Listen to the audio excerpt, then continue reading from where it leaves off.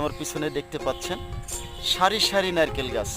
এখানে আপনি বিকালবেলায় যদি একটু বসেও থাকেন, একটু পায়চারি করেন, আপনার কিন্তু সারা সপ্তাহের ক্লান্তি দূর হয়ে যাবে। তো আশেপাশে যারা আছেন সময় সুযোগ হলে আসতে পারেন। চুয়াডাঙ্গা এবং ঝিনাইদহ এর সীমান্ত বরাবর দাঁড়িয়ে আছি। এই যে জায়গাটা, এটাকে বলা হয় সিধুকাঠি কৃষি খামার। তো আমি সেই কৃষি খামারে আছি। আমার সাথে আজকে সঙ্গ দিয়েছেন আমাদের শামীম স্যার, আমার ছেলের শিক্ষক। খুবই ফ্রেন্ডলি একজন মানুষ। স্যারকে ধন্যবাদ জানাচ্ছি আমার সাথে সময় দেওয়ার জন্য।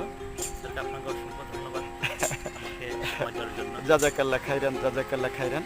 তো প্রিয় বন্ধুরা, আমি যেটা বলতেছিলাম, তো সেই 1006 সালে নির্মিত এই মসজিদটা আমরা দেখতে যাচ্ছি।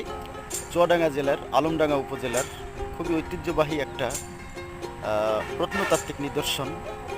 সেই ভারতবর্ষে মোহাম্মদ ঘুরির